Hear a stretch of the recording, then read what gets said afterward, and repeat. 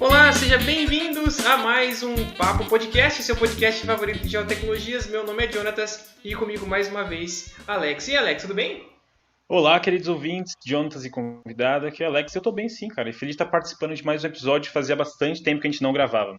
Exatamente. A gente fez aí uma boa gaveta, né, de episódios, mas a gente agora precisa retomar as nossas gravações. E a gente está retomando as gravações com um convidado para lá de especial, né? Um convidado internacional, Christian. E aí, Christian, tudo bem? Oi, tudo bom? Prazer estar aqui. É a primeira vez, na verdade, que estou aqui. Que estou assim, um podcast, qualquer coisa, sabe? É interessante formar parte também. Tá certo, legal, legal. Espero que você goste dessa experiência. É um podcast onde a gente vai bater um papo sobre geotecnologia. A gente traz um convidado para compartilhar com a gente, para compartilhar com os nossos ouvintes geotecnologia. Eu tenho certeza que vai ser um bate-papo legal. Mas antes da gente começar o nosso papo, a gente tem que falar, claro, do nosso patrocinador, a Bertolli Engenharia Ambiental, né, Alex?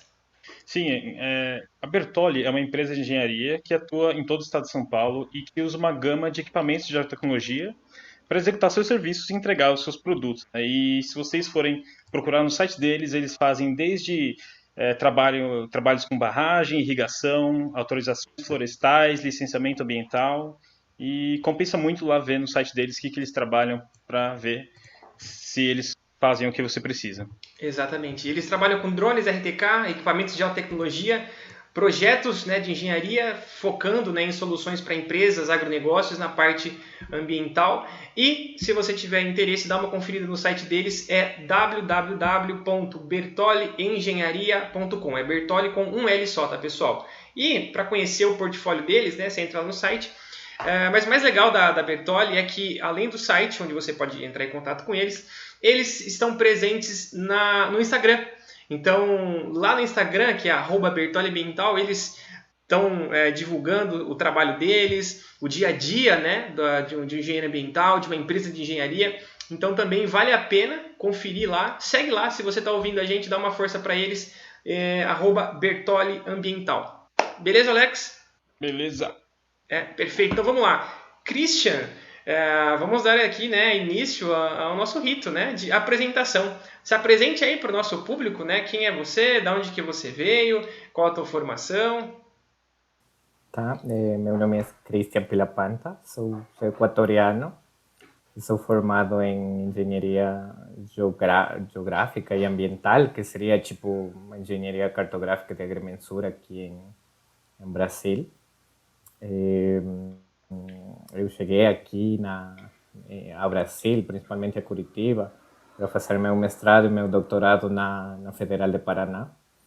E por coisas da vida, eu fiquei trabalhando. Agora sou professor do Departamento de Geomática da Universidade Federal do Paraná.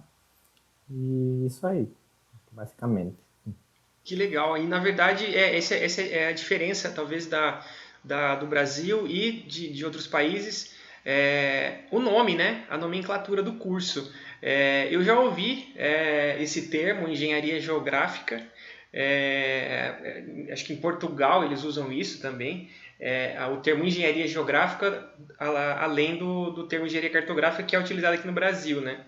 E aí você também falou da engenharia ambiental. Então você tem atribuição dessas duas engenharias, é isso mesmo?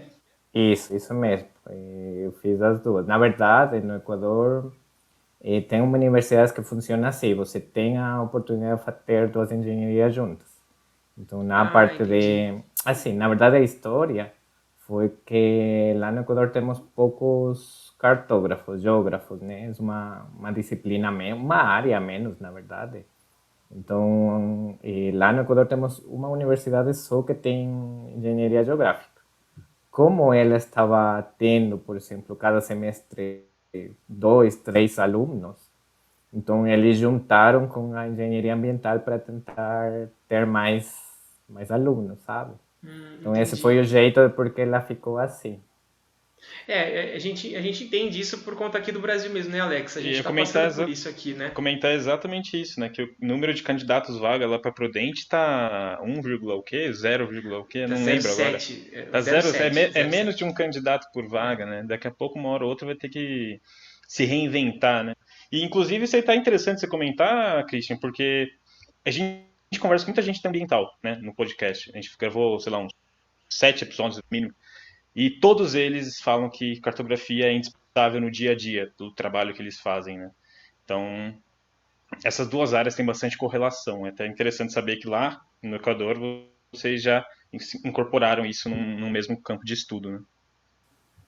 Sí, na verdad es así. Fue inicialmente, fue un pouco complicado, complexo, porque, tipo assim, os alunos ou iam para ambiental ou iam para cartográfica na cabeça deles. Não tinham essa ideia de ter uma mistura, de poder trabalhar em conjunto, sabe? Uhum. Então, eles queriam só ficar no laboratório ou eles só queriam fazer topografia, geodésia, mas não tinham essa ideia de como juntar as duas coisas.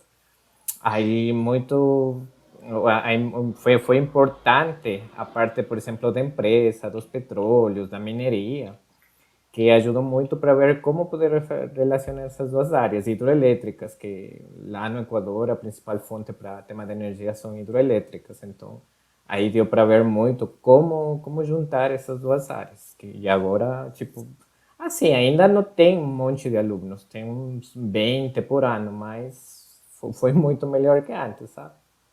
Eu entendo isso.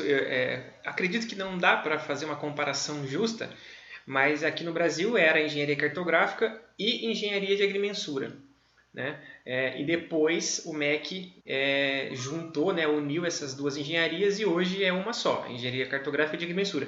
Só que cartografia e agrimensura estão muito próximas uma da outra, né?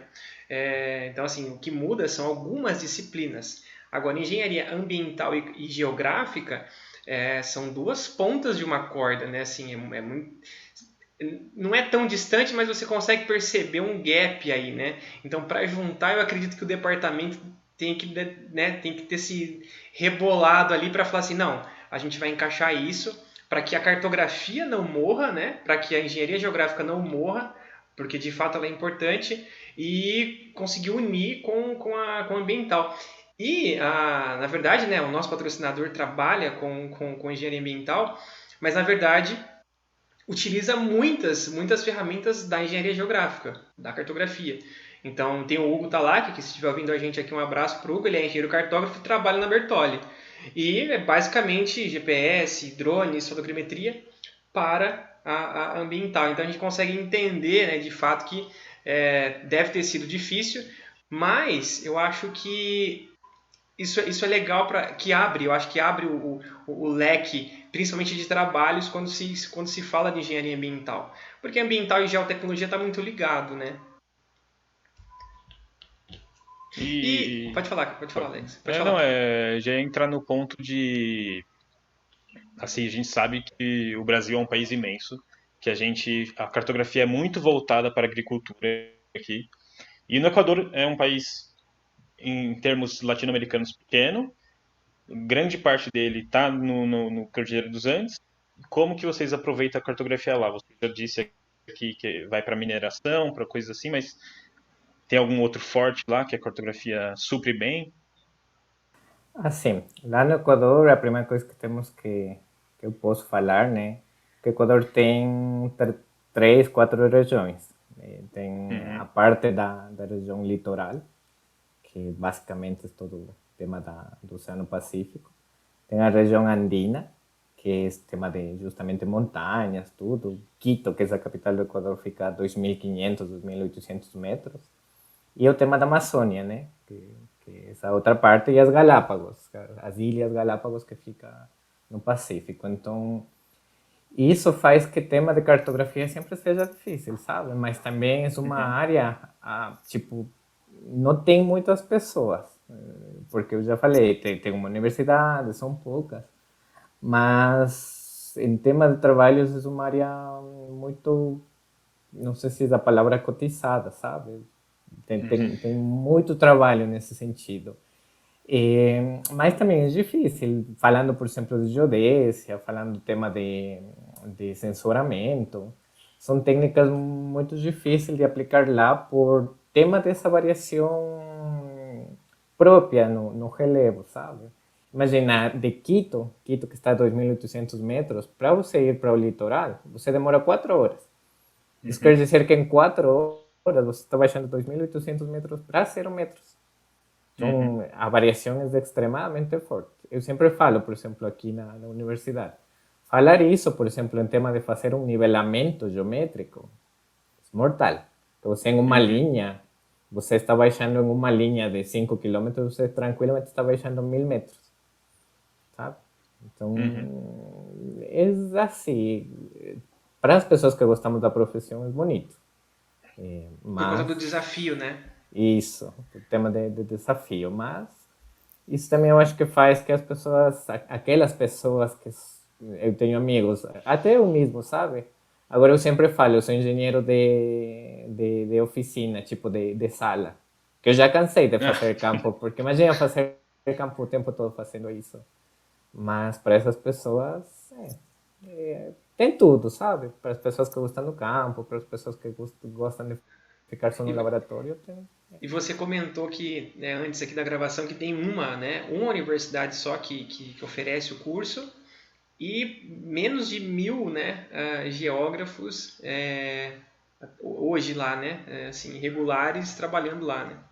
Isso, na verdade é assim, no Equador tem uma universidade só, é a Universidade das Forças Armadas, e assim, a universidade tem essa carreira, esse departamento, por ser militar, porque inicialmente no Equador o tema de cartografia, o tema de geodesia era feito só pelos militares.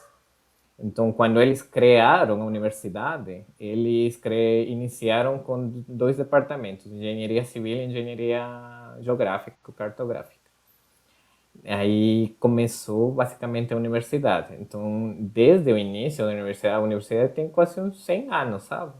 Mas nesses 100 anos, desde o primeiro geógrafo até os últimos, bom, últimos no meu tempo, que eu me formei em 2013, éramos 630 e 640 alunos formados, sabe? São Nossa. bem poucos. E saber que é uma universidade de tradição, né, e militar. Aqui no Brasil a gente também tem engenharia cartográfica no Instituto Militar de Engenharia. Então é tradição por conta do território, né? Então assim, o militarismo e cartografia está intimamente ligado por conta do território, né?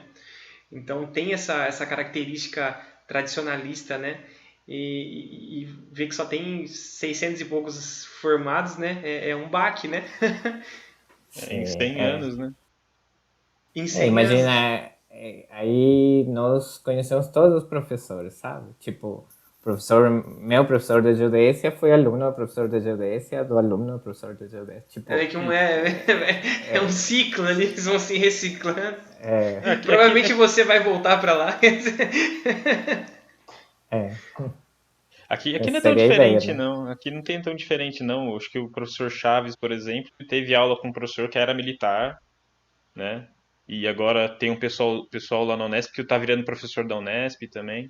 Então é um mundo que tem pouca circulação de pessoas, então acaba que fica uma continuidade legal, as pessoas se conhecem e tal. Mas essa coisa é interessante do fato de ser militar, né?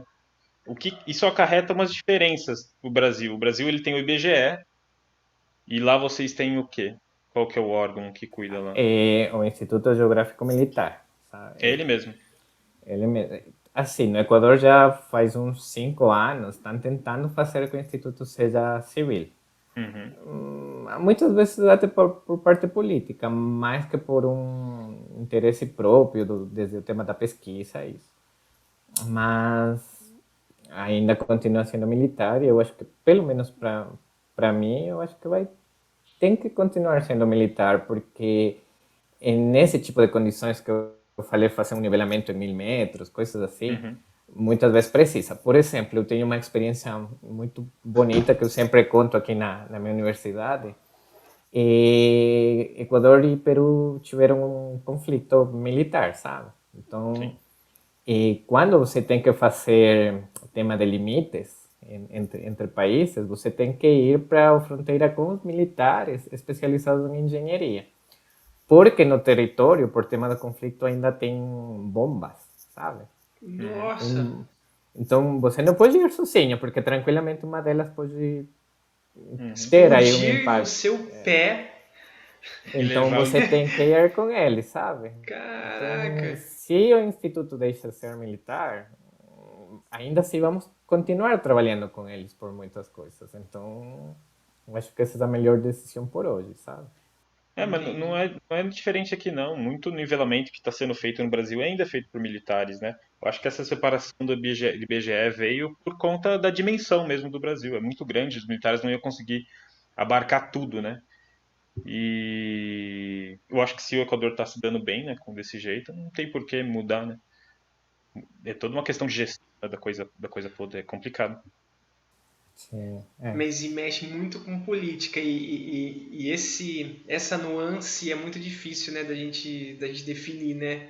A gente não sabe o que acontece lá, então é muito difícil mesmo definir. Mas se tem bomba, É, fique Melhor afastado. tomar cuidado. Mas assim, já é. entrando, puxando um pouco esse gancho aí, na questão da demanda.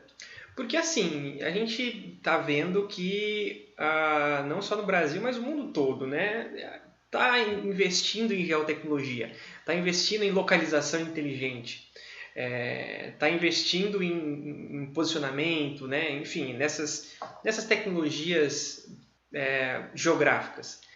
Como que é esse mercado lá no Equador? Porque assim, eu vejo que tem uma universidade, então tem poucos profissionais, mas assim, eu vejo que é uma baita oportunidade para os profissionais acharem um campo de trabalho e dominarem esse campo de trabalho. Então, conta pra gente assim, um pouco da demanda, um pouco da carreira de um engenheiro geógrafo que não seja na academia. Assim, né? Você é professor, enfim, uma carreira de um engenheiro geógrafo lá. Com o que ele pode atuar? Então, lá no Equador, tem, eu acho que igual que aqui em Brasil, tem as duas áreas, né? A parte pública, a parte privada. O tema da parte pública, eu acho que um geógrafo, a primeira fonte de trabalho seria o Instituto Geográfico Militar. Tipo, essa é a parte principal. Que vai mais voltado para o tema de geodésia e cartografia. Tem sensoramento remoto, mas antes o instituto tinha outro instituto anexo, que era o CLIRSEN, o Instituto de justamente de Sensoramento Remoto, que era parte de uma instituição da NASA, tipo um braço da NASA, sabe? Então, eles não trabalhavam muito com sensoramento. Mas esse era, eu acho que ainda continua sendo a principal saída dos geógrafos na parte pública. Agora, na parte privada, geralmente existem empresas voltadas para geolocalização, para censuramento. E eu acho que a técnica predileta hoje em dia lá no Equador em tema de censuramento é o tema do radar de abertura sintética, por tema das condições, as condições de relevo, da parte de hidrografia, tudo isso. Então, acho que essa é a técnica predileta. E, eu acho que muito vai por aí. Uma coisa que é importante saber do Equador é que o Equador não tem. Bom, agora estão tentando, nos últimos 5, 4 anos, ter universidades, programas de pós-graduação. O Equador não tem pós-graduação. Então, por que eu falo isso? Porque geralmente as empresas são de engenheiros, não tem uma pessoa aí com um perfil maior.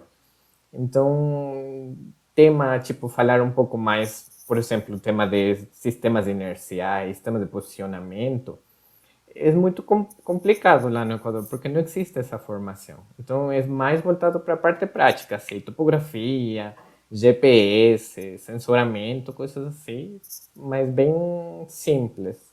Eu sempre falo aqui para amigos, conhecidos, se vocês querem ir para o Equador trabalhar, lá tem uma fonte importante se vocês querem fazer dinheiro, porque tem muitas empresas, até o Debrecht, por exemplo, chegou aí em todas a faixa deles de trabalho, né? Não só na parte civil, sino Eu não sabia, por exemplo, que tem tema de geografia, de geodésia, de sensoramento. Eles trabalharam muito lá. Então, Nossa, que legal, eu tem, não sabia. tem, tem algumas empresas lá. Uhum. Então de fato, existe uma demanda, mas igual você falou, para que para trazer tecnologia, para trazer inovação, talvez programas de pós-graduação para puxar, né? Eleva a régua, né? E aí sim você consegue trazer mais inovação. Ah, que legal, interessante. Porque a parte de agricultura lá é forte, na questão de sensoramento remoto, NDVI, esse tipo de coisa, ou... O problema es así, no Ecuador, tema de agricultura tendría que ser a parte fuerte. Só que no Ecuador, no sé si esa seja a palavra, matriz productiva, sabe, do Ecuador, é o petróleo.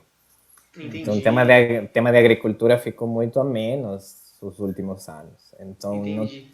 a agricultura forma parte da economia do Equador, mas bem pouco. Não tem, por exemplo, o tema de agricultura de precisão, que são coisas que nós poderíamos trabalhar. Lá ainda são coisas que não estão desenvolvidas Então no por isso que você 100%. falou, por isso que você falou que a geodésia é muito É. importante por conta do óleo e gás, que sim, a geodésia é importantíssima, né, na parte do posicionamento, na parte da É, a estrutura de- de para você estudar as deformações, monitorar, né, essas estruturas. Então a geodésia realmente tem um campo legal lá, interessante, muito legal. a geodésia é importante, né? Desde a extração do óleo, dos óleos, do petróleo, do gás, mas é também, né, para o transporte, tem um monte de coisas assim que a geodésia acaba contribuindo. E agora, falando um pouco falando do você, equatoriano que está no Brasil, como que você vê aqui, nós, ainda sendo professor, como você vê o aluno, o que você consegue, você está conversando com seus amigos, poxa, mas aqui no Brasil é tão diferente, lá no Equador como é que é? Você consegue fazer essa comparação, tirar algum detalhe interessante pra gente? Eu já falei principalmente com colegas, com amigos. Eu fiquei muito surpreso, admirado, sabe, quando eu cheguei no Brasil, porque antes de vir para o Brasil eu já passei por alguns países, por Chile, por Peru, por Bolívia, e a realidade é a mesma, sabe, nesses países. Mas aqui em Brasil vocês têm não sei qual seja a palavra, um carinho próprio pela profissão, sabe? Eu fiquei muito feliz de ver que, por exemplo, o tema de cartografia, tema de geodésia, tema de sensoramento, de geoprocessamento, são coisas que as pessoas gostam, que acham que é uma ciência, que é parte da parte produtiva das empresas. Eu gostei muito e eu acho que esse foi um dos motivos por qual eu fiquei aqui, porque na minha cabeça sempre a ideia foi, eu termino meu doutorado e vou para o Equador.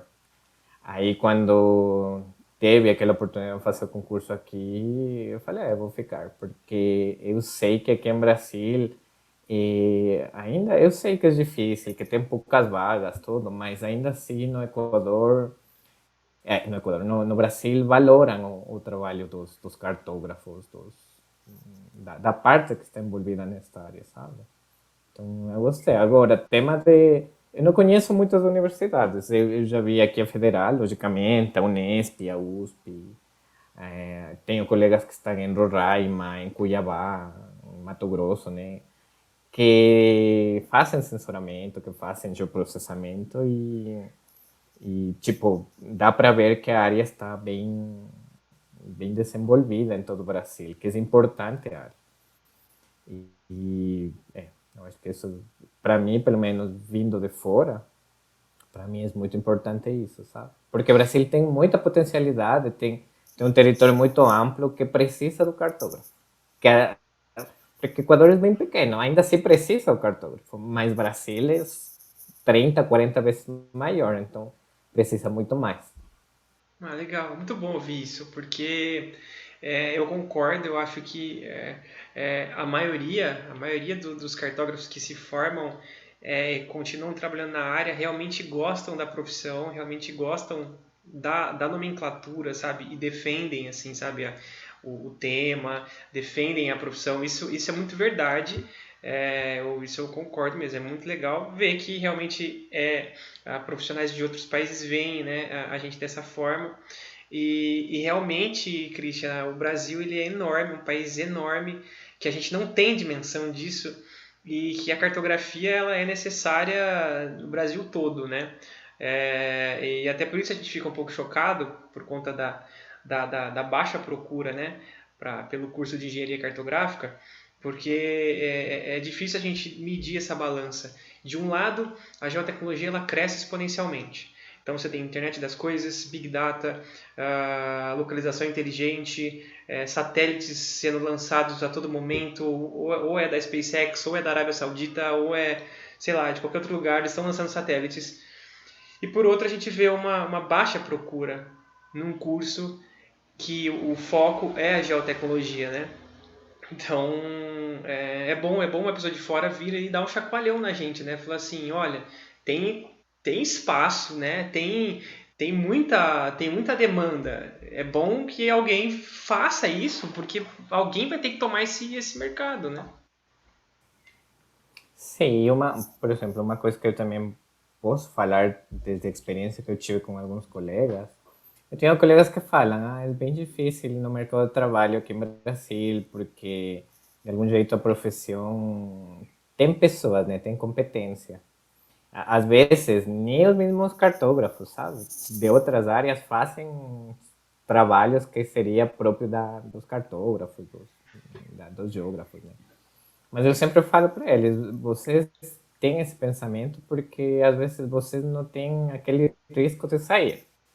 Tentem sair do Brasil e vocês vão ver que em outros países é uma profissão muito necessária, que tem muitas áreas que não... Porque assim, eu acho que o principal problema aqui em Brasília e em Equador é que todo mundo tenta ver as coisas que já estão feitas, tipo tentar ficar um lugar em uma empresa que já está posicionada. Mas ninguém tem essa visão de criar um novo produto, de criar uma nova área de trabalho, tipo, vamos fazer geolocalização, vamos trabalhar com sistemas inerciais, os sistemas de aumentação, coisas que parece difícil, mas não é, sabe? É só coisa de tentar fazer, ter aquele risco, correr aquele risco e é isso. Assim, realmente alguém precisa tomar aquele espaço que teoricamente está vazio, né? Então, você tentar encontrar esse caminho. E é legal, né? Eu morei no Canadá há pouco tempo, foi 5 meses, eu fiz um intercâmbio lá, e eu pude conhecer a cartografia lá, né? A geomática, né? A parte do surveying, e realmente é isso lá, assim, realmente os caras gostam do que fazem, e assim, para você ter uma noção, cada província, né, tem é, a sua, como é que fala? O seu, é, eu esqueci a palavra. Que Tipo, província tem? tipo assim, ó, um grupo especial, específico, assim, sabe? Tipo, eu tô com a palavra federação, mas não é federação.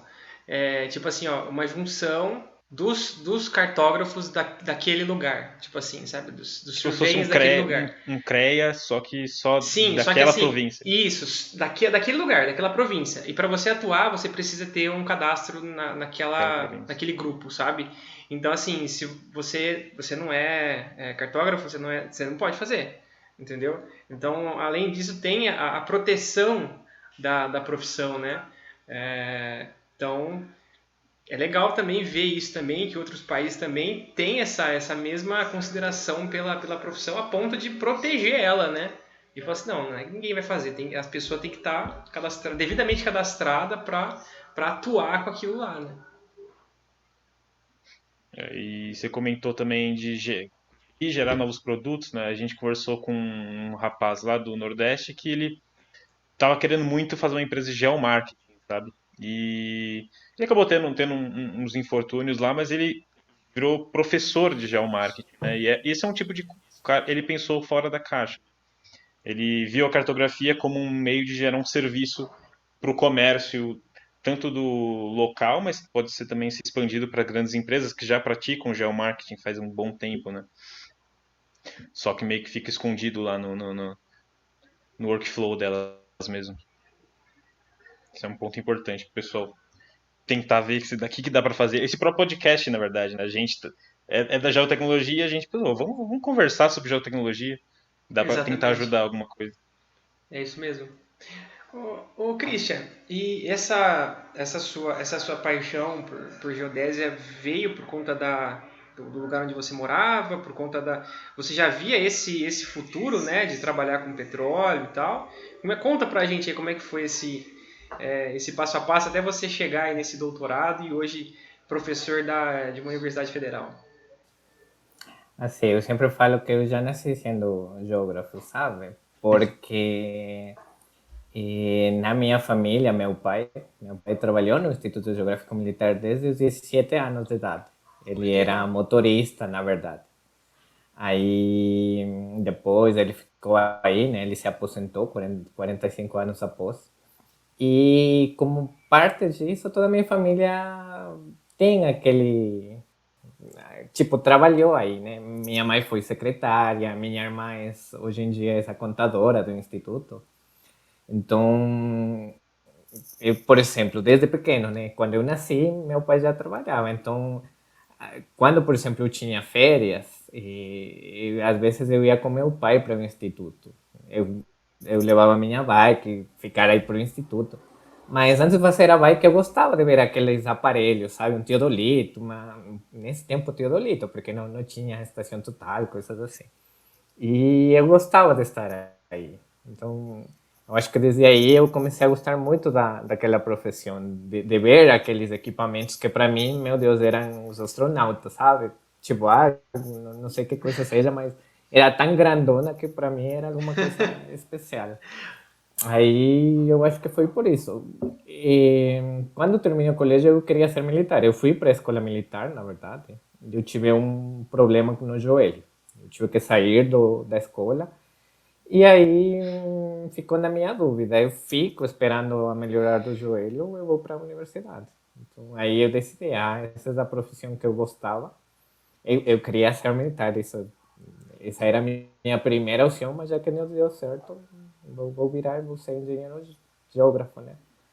E é isso, basicamente. Aí eu gostava da geodésia principalmente porque, não sei como seja aqui em Brasil, mas lá no Equador, o mesmo jeito de ter aquela coisa da missão francesa, que vai fazer a primeira missão geodésica, faz que a história da minha cidade, de Quito, tinha muito a ver com essa parte. E, tipo, os franceses chegaram.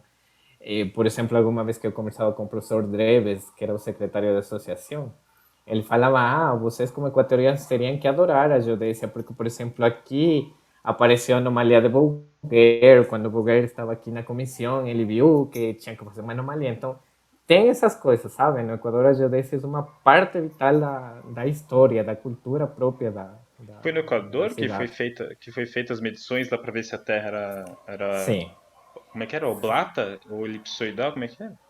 isso. Na verdade foi no Equador, mas nesse tempo era o reino dos Incas, né? Tipo, mais que dos Incas, o tema de Peru, toda essa parte. Tipo, o território tinha outro nome, tema de Gran Colômbia, coisa assim. Uhum. Mas foi praticamente no Equador, por isso o tema do Chimborazo, que tem fotos, que aí eles fizeram a edição.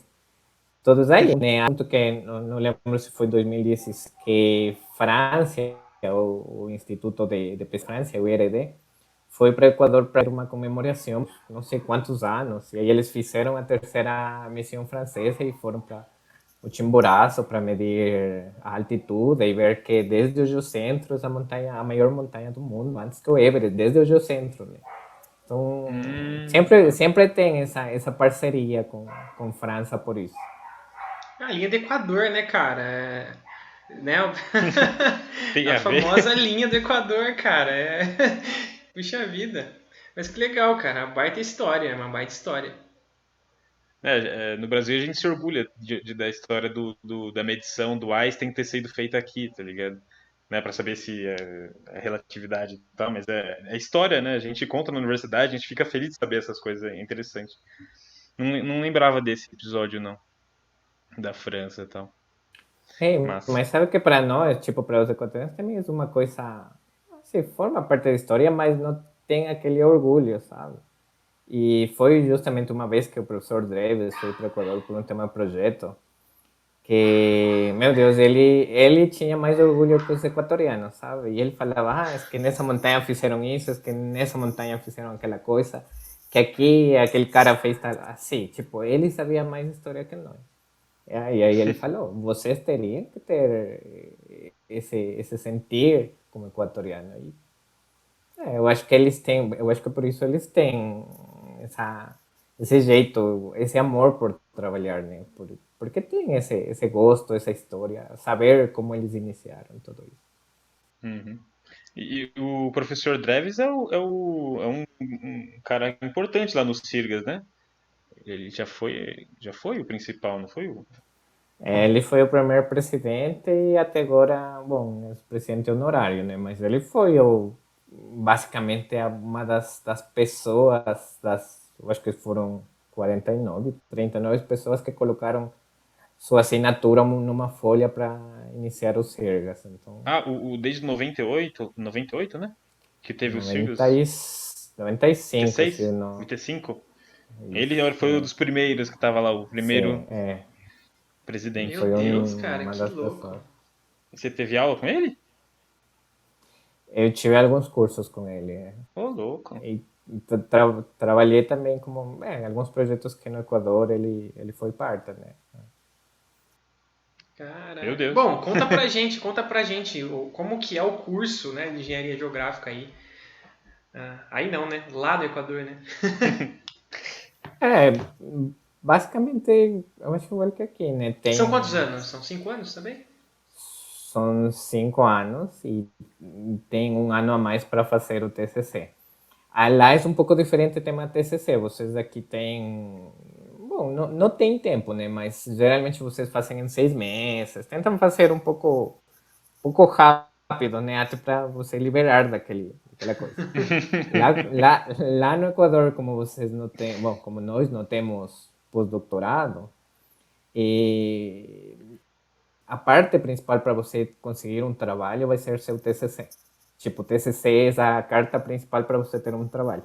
Então, as pessoas tipo, colocam muito tempo para isso. Por exemplo, meu TCC eu comecei em 2010 e eu terminei em 2013. Meu Deus. Tipo, eu comecei no quinto semestre da engenharia, eu já comecei a trabalhar. E quase todo mundo faz isso. Começa na metade, passado a metade dos anos da engenharia, começa a fazer o TCC, porque essa vai ser a parte principal que as empresas, os institutos vão olhar para um trabalho. Qual foi o tema? E meu tema foi cálculo e modelo de velocidades geodésico do Equador. É, Puxa vida. eu e o Jonathan, a gente gosta desse tema aí.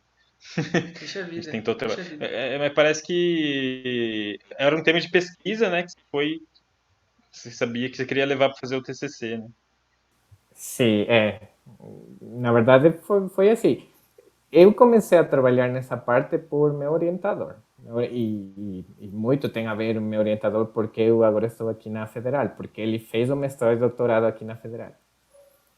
Olha Então, só. quando eu comecei a fazer aula com ele de Geodésia 2, aí ele falou, tenho este projeto que a pessoa quer fazer, porque era projeto da disciplina, é um projeto bem Uhum. simples.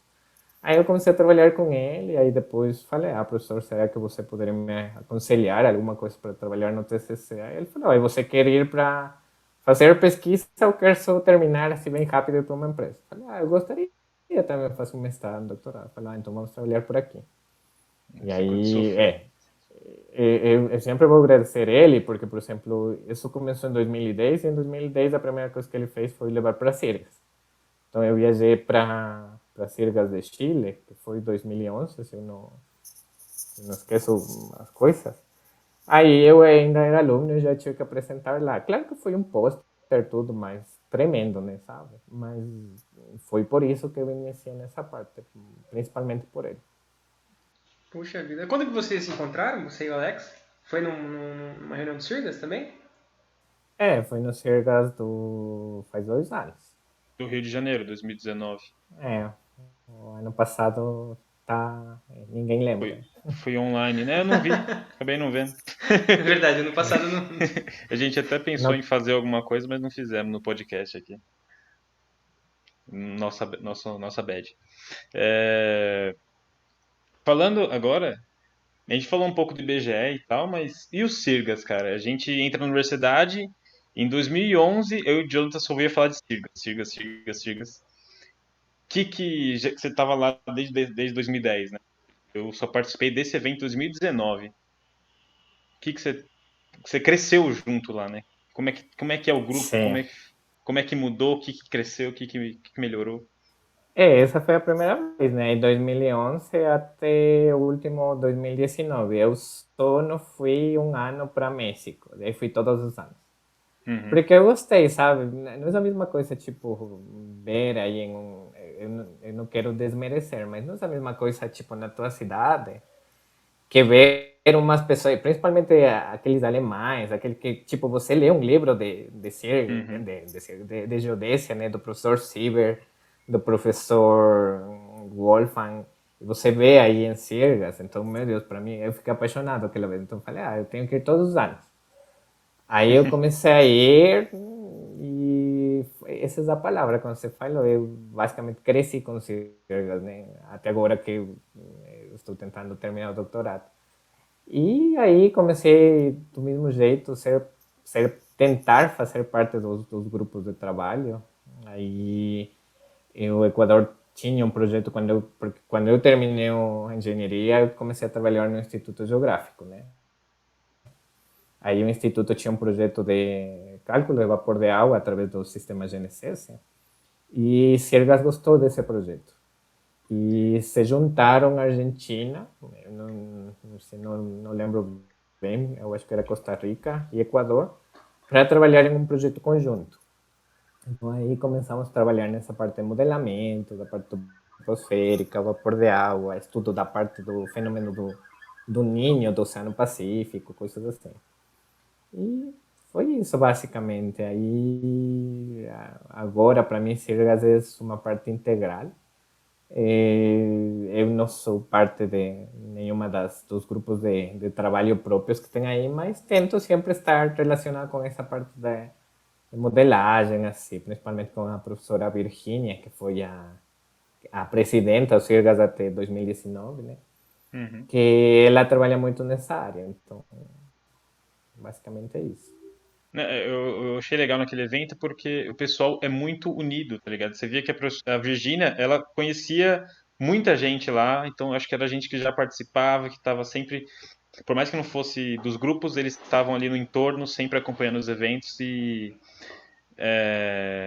inteirados, né, com as coisas todas. E o que me surpreendeu mais ainda foi ver a parceria que tinha realmente com a Alemanha, né? A Alemanha é uma parceira bem forte do Sirgas. Você o professor Dreves é alemão, né? Sim, é que na verdade Sergas, eu acho que o coração do Sergas é do alemão. Eu sempre falo isso porque se você olha aquela foto do início do Sergas, você vai ver que, por exemplo, na primeira reunião do Sergas estavam professores como o professor Wolfgang Thor, como o professor Siebert, de geodésia satelital, o professor Sim Müller, tipo, um monte daqueles professores que para nós é um livro a mais nos estudos, eles foram parte do início do Sirgas, então essa parceria sempre ficou aí até hoje, né, que o professor Dreves é parte fundamental aí, e também a esposa do professor Dreves, né, que é a professora, eu até esqueci o nome, Laura, né, Sanches, Laura Sanches. a professora Laura, que ela é a esposa e também foi uma das presentas dos Sirgas, então, tipo, todo ficou em família, né. Quando se fala de pesquisa, os investimentos, né, na parte do Equador fica a cargo do Instituto, do Instituto Militar Geográfico? Sim, basicamente. O Equador tem 8 institutos e cada instituto tem independência, né? Tipo, econômica e de trabalho. Então, Ah, entendi. fica como parte do Então instituto. existem pesquisadores do Instituto e existem. ah, não é uma agência de fomento, mas é como se fosse um investidor que consegue tá presente na cena acadêmica, digamos assim, né? Isso, basicamente como vocês têm aqui a CAPES, a CNPq, lá também tem a CNCID e a SEMPLADES. A SEMPLADES é a secretaria mais para o planejamento da parte institucional, tipo, dos institutos, assim, e o Ah, CNCID é legal. mais para a parte educativa. Porque você comentou que teve uma parceria do Equador, Costa Rica, Argentina, eu fiquei pensando, não tem não tem curso de pós-graduação, mas ainda assim existem outras formas de se fazer pesquisa no Equador. Isso, basicamente aí tem essas parcerias. E lá no Equador tem muitas parcerias justamente por isso, né? O tema da pós-graduação. Nós não podemos fazer algum trabalho por falta de pessoas, então o mais fácil é tentar procurar uma pessoa que conheça. Por exemplo, o Equador, tema de gravimetria, a parceria principal é com a USP, com o professor Denizar.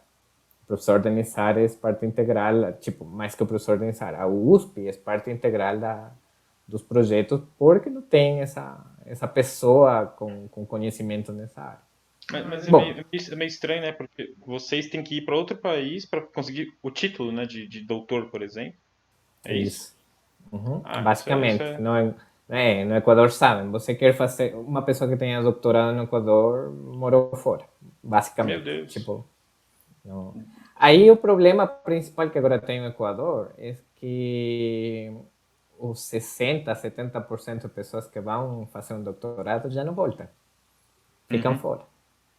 É E aí por também. conta é por conta do salário, por conta dos benefícios, por conta do futuro. Eu acho que por tudo, sabe? Uma mistura de tudo. Tema salário, tema de. Bom, o salário eu acho que no Equador é melhor. Primeiro, tem dólar, né? Que isso Olha sempre só, vai não ser o sabia. importante. Só que eu acho que, por exemplo, no meu caso, não posso falar por outras pessoas, mas para mim, no meu caso, principalmente por amor à profissão. Eu acho que nossa profissão é mais valorada aqui em Brasil que no Equador. Puxa, legal. Interessante É, saber é. disso. Isso é bom ouvir pra gente, né? Pro nosso próprio ego, que a gente muitas vezes mete o pau, né? Fala mal da cartografia, mas no fundo a gente sabe que É verdade. Muitas vezes funciona, né? a gente não se dá conta de que a academia brasileira é super potente, né? Em comparação a outros países, outros institutos. A gente tem professores muito bons aqui, né? Tem doutores muito bons, principalmente na cartografia. A gente está muito bem servido, né? A Sim. UFPR, é, ela... Bom, conta um pouco da UFPR, né? Como que é a UFPR em termos Só de para profissionais. só uma opinião minha, o Christian é uma promessa aí da UFPE, porque ele trabalha uma coisa que a gente gosta muito de uns, que é deformação, mas ele trabalha com análise de séries temporais, né? Mas enfim, ela fala da UFPR. O PR, como eu já falei, eu cheguei aqui por tema de meu orientador, que ele fez o mestrado, doutorado. Aí, todos os livros que no Equador usamos, livros de ajustamento, livros de temas de geodésia, muitos são daqui. Principalmente aqueles de ajustamento do professor Camilo Gemael, né? Que eu acho que É, todo mundo usa o mesmo, até fora do Brasil. Não a sabia gente disso. usou, né? Não sabia que é fora do Brasil o pessoal usa. Da hora. Então aí, quando eu cheguei, eu sempre cheguei com essa. Não, assim, eu tinha duas opções, na verdade: ir para a Unesp ou ir para a Federal. Qual foi, nos, tipo assim, já de forma pessoal, qual foi o motivo por que eu fui para a Federal e não para a Unesp? Primeiro, a cidade. Claro, eu ia falar isso. Eu ia É, falar isso. Poxa vida, não tem como, né? Já dei em primeiro lugar, Curitiba, né? Pelo Pra amor de comparar, Deus. né? aí eu gostei muito da cidade. E em segundo, na verdade, por tema, o nome do diploma, sabe? Hum, Como minha ideia inicialmente era voltar para o Equador, no Equador, se você já é doutor, você tem muito, tipo, para você conseguir um trabalho, vai depender muito do nome e do diploma. Para Olha só. mim, no Equador não era a mesma coisa ser doutor em ciências geodésicas a ser doutor em ciências cartográficas. Sim. Como eu uhum. gostava da parte de geodésia, para mim era fundamental ter esse nome no diploma. Então E aí na foi UFPR é ciências geodésicas, né? isso, na UFPR é em ciências geodésicas. E na Unesp é em cartográficas, né? Então essa foram os dois motivos por qual eu cheguei aqui na Federal. Aí quando eu terminei, em 2018 eu terminei o mestrado, voltei para o Equador, eu ia ir para a Alemanha fazer o doutorado. Aí aconteceram algumas coisas que não deu certo. E aí teve aquele concurso para fazer aqui professor em levantamentos topográficos e geodésicos. Aí minha orientadora, a professora Cláudia Krieger, ela falou, Cristian, você teria que tentar fazer o concurso. Aí eu voltei, fiz o concurso e graças a Deus passei. E agora basicamente já fiquei, né? Eu sempre falo isso. Já fiquei, agora eu me sinto um brasileiro mais também já 5 anos, né? 5 anos, E 6 anos, na fala um verdade. português mó bom, né, Alex? Dá pra entender Sim, tudo, cara. É um sim. portunhol tentando, né? Não, não, você fala português bem, Fala velho. mó bem, cara. A gente não precisa nem pensar, a gente já entende. Tem gente que não fala tão bem, tá mais tempo no Brasil e fala com mais sotaque, mais coisa. Mas Faz é quanto da hora. tempo, Christian? 6 anos, né? 6 anos. É. 6 anos. E como professor, Como professor, menos de um ano, na menos de um verdade. ano. Ah, você Ah, Eu pegou essa passei, pandemia agora, então. isso, eu passei o concurso em 2019, mas por tema da pandemia ficou tudo aí, né? Eu putz, recém assinei o termo da posse inícios deste ano. Olha meu só, meu Deus, não Deus. acredito. A pandemia deu um atraso geral mesmo. Mas É, você Porra. chegou a dar aula ou não? não. Tipo, eu di cursos de extensão, coisas assim, Ah, mas tá. aula, vamos iniciar agora, né? Tá. Se todos saem em março. Ainda Entendi. mais aula de topografia, né? Mais aula de topografia que você precisa ir para campo, precisa fazer um monte de É, coisa. Não tem como ficar distante, manter distanciamento, né? Topografia é uma coisa que você precisa de por agregar. exemplo, assim, contando entre nós, basicamente, eu sei que o ano passado a Federal, por tema da pandemia, não conseguiu dar aulas práticas, tema de topografia, né? Então, para este semestre, contando o primeiro semestre de 2021, e tipo assim, uma perspectiva do número de alunos vai ser uns 2.000 alunos que, Meu que Deus. vão precisar fazer topografia. Os que já passaram, porque você vai ter que fazer Não, né, basicamente que vão fazer topografia por primeira vez. Porque aí é. temos que entender que não necessariamente estão só do departamento cartográfico. Estão de outros departamentos, de florestal, de Uhum. isotecnia, ambiental, civil. Então, basicamente estão Vai quase ser um 2.000 baita alunos. desafio. Vai ser um baita desafio. Acumulou trabalho de 2 anos agora, fazer em um só. Vai ser complicado, hein, cara? Mas faz parte, né? Para isso estamos. Parece. Tá certo, tá certo. Acho que ficou por aqui, né, Jonas? Acho que conversamos bem com o Christian. Ele Eu contou acho os que detalhes lá do Equador. valeu muito a pena. Valeu muito a pena a gente saber como que funciona a cartografia em outro país. É, principalmente o olhar. Eu acho que a mensagem que eu tirei desse bate-papo foi o olhar de um estrangeiro que está aqui, que está trabalhando, que dedicou aí 6 anos e vai dedicar mais anos na pesquisa brasileira. Legal, muito, muito bom, muito bom. Eu gostei. Obrigado, Obrigado, Christian. gente. Obrigado, gente. Agradeço muito isso. Na última mensagem que alguma vez, por exemplo, o professor Dreves falou para mim, quando eu queria fazer o doutorado, ele falou justamente que para ele, como secretário da Associação de Geodesia Internacional, que ele foi faz 6 anos, ele falou que merece muito reconhecimento dois países aqui em Sudamérica na área da geodesia, Brasil e Venezuela. São dois países que estão fora da curva, né, que vocês falam, na parte de geodesia e cartografia. Então, é importante que o Brasil tenha isso na cabeça, né, que Que vocês legal. são uma potência nessa área e tem que continuar sendo essa parte, sabe? Em termos econômicos, nós temos uma vantagem. Pô, esqueci, cara. Esqueci o termo, mas é isso aí. Eu esqueci mesmo, mas é uma coisa do Brasil, ele tem essa vantagem. Ele realmente é bem potente nisso, a gente demanda muita tecnologia, tem muita cabeça pensando no Brasil como implementar coisa nova, a gente tem que realmente aproveitar isso para desenvolver mais e mais, tá ligado? Isso é importante pra gente. Não, com certeza, com Obrigado. certeza, foi demais. Christian, e bom, você é professor da UFPR, a gente já teve um bate-papo aqui, né, de universidades da UFPR, com um ex-aluno, o Kael. Então, se algum aluno, né, ou futuro aluno, né, da UFPR quiser tirar dúvidas com você, professor Christian, né, alguma rede social, algum contato para esse aluno aí, para poder tirar algumas dúvidas com você, para deixar aqui? Eu tenho todas, bom, não todas, eu tenho Facebook e Instagram. Legal, Mas legal. é aquele, né? CG. Eu acho que vai ser difícil por tema do meu sobrenome, que é Pilapanta, né? Não, mas acho O sobrenome próprio do Equador.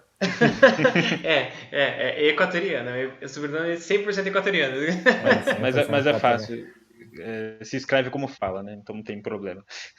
Legal, pessoal, então, né, que nos ouviu até aqui, se tiver alguma dúvida, entre em contato com o Christian Pilapanta, professor da UFPR. Alex, ficamos por aqui? Mais alguma dúvida, mais alguma pergunta para o nosso convidado? Ficamos por aqui. Muito obrigado. Feliz de estar conversando com você de novo. Espero, vai que acontece eu ir no Siga de novo só para passar um tempo. Né? E a gente se vê lá. Ai, os nerds de plantão, adoro. Tchau, tchau, gente. Muito obrigado vocês que nos ouviram até aqui. Abraço, valeu, tchau, tchau. Obrigado.